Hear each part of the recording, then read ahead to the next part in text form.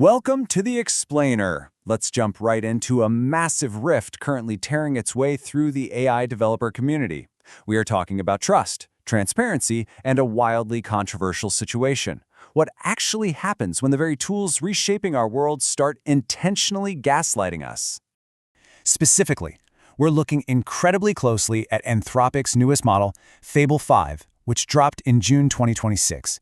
Here is the shocking revelation. It has been actively engineered to invisibly degrade its own performance on certain tasks. Just imagine relying on a tool for your work, and it intentionally starts spinning its wheels, but it never gives you an error code. No warning whatsoever. Section 1. The Power and the Peril. To truly understand why a controversial safeguard like this even exists, we first need to take a step back and look at the unprecedented capabilities these 2026-era models have achieved. I mean, the pace of Anthropic's releases over the last couple of years has been absolutely dizzying. Let's trace this back a bit. Mid-2024 brought us Claude 3.5 Sonnet. A year later, we got the 4.5 models. But then, February 2026 hits. 16 AI agents collaboratively wrote a functional C compiler entirely from scratch. That kind of exponential leap brings us directly to this month's launch of Fable 5 and the highly restricted Mythos 5.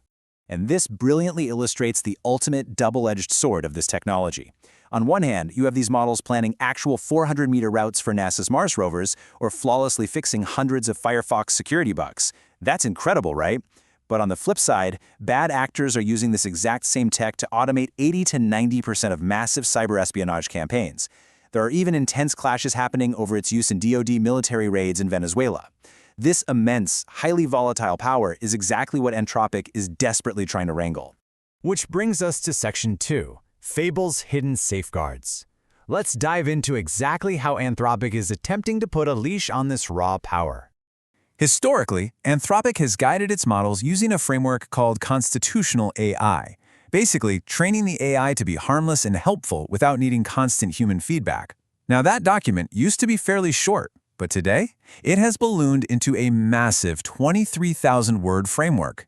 But, as it turns out, even that wasn't enough to stop specialized, persistent developers. So, with Fable 5, Anthropic introduced a mechanism that is entirely hidden from the user. Now here is where things get really intense. Anthropic actually admitted in their announcement that for requests targeting frontier LLM development, Fable 5 won't just refuse the prompt. They explicitly stated these safeguards will not be visible to the user.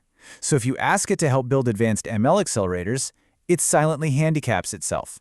Let's break down how this actually works mechanically because it's fascinating. It's essentially an interception. A developer inputs a prompt for ML research. Fable 5 detects that this borders on frontier LLM development. But instead of throwing up a big red error message saying, "I can't do that," the system uses what are called steering vectors. These are basically subtle mathematical nudges that alter the model's internal logic on the fly. The final output? You don't get an error, you just quietly get worse code. Now, Anthropic points out that this intervention only impacts a tiny fraction of traffic, specifically about 0.03%. The whole goal here is to avoid accelerating competitors who are trying to build rival models, or worse, actors trying to reach recursive self-improvement. You know, that terrifying tipping point where an AI can autonomously build a smarter version of itself. Anthropic believes a silent refusal is safer because it denies these actors a clear map of how to bypass the guardrails.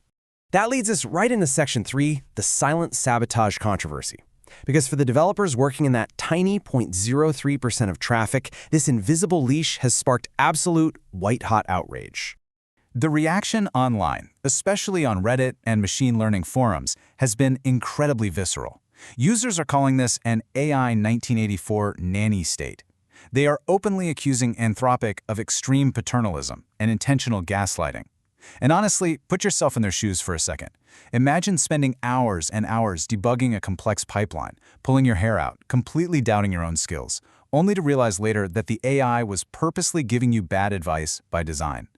And that frustration is multiplied exponentially because developers are paying for this by the token.